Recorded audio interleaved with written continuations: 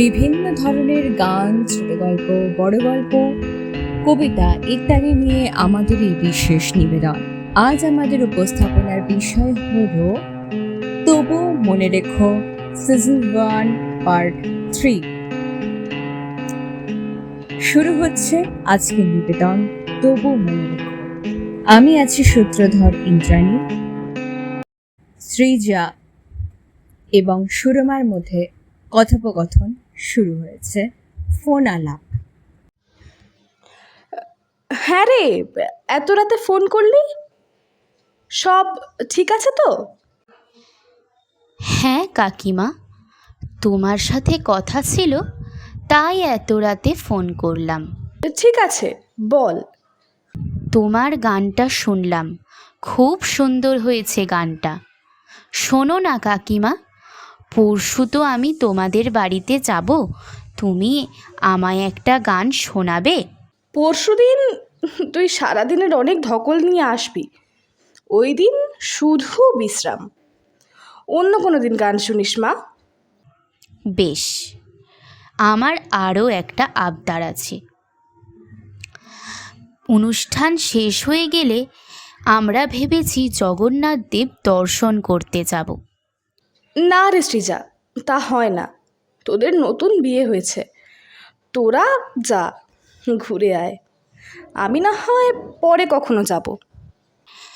না কাকিমা, ট্রেনের টিকিট কাটা হয়ে গেছে, পরে নয়, এবারেই যেতে হবে। সুমনকে মানুষ করতে গিয়ে কোথাও কখনো তোমাদের যাওয়া হয়নি, তাই এবারেই তোমাদের যেতে হবে। সৃজার জেদের কাছে হার মানে সুরমা। বিয়ের পর আজ সৃজা ও সুমনের বৌভাত। এতটুকু কমতি রাখেনি সুরমা ও সুজন। উপরি পাওনা ছিল পরমার গান। লাবণ্যে বুড়ো প্রাণ প্রাণে সহে, কে লাবণ্যে বুড়ো প্রাণ প্রাণে সহে, আনন্দ বসন্ত সমাগমে, কে লাবণ্যে পূর্ণ প্রাণ প্রাণে সহে। করতালিতে অনুষ্ঠান বাড়ি ফেটে পড়েছিল সেই দিন। সত্যি তারা দু বোন খুব ভালো গান গায়। অবশেষে সেই দিন এলো, যেদিন তারা সপরিবারে পুরীর উদ্দেশ্যে রওনা হলো। তারা ট্রেনে উঠে বিভিন্ন গল্প, গান আর খাওয়া দাওয়া করতে করতে পুরী পৌঁছায়। জগন্নাথ দেব দর্শন করে সুরমা বলে, তোমার কৃপায় এইরকম মিষ্টি একটা ছেলের বউ পেয়েছি।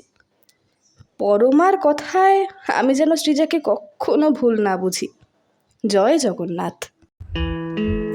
এই ছিল আমাদের আজকের নিবেদন। পরবর্তী পর্ব খুব শীঘ্রই আসবে। শুনতে থাকুন, সঙ্গে থাকুন। কেমন লাগছে সিরিজ জানাতে অতি অবশ্যই ভুলবেন না। শেয়ার করবেন প্লিজ, চ্যানেলটাকে সাবস্ক্রাইব করে আমাদের পাশে থাকবেন।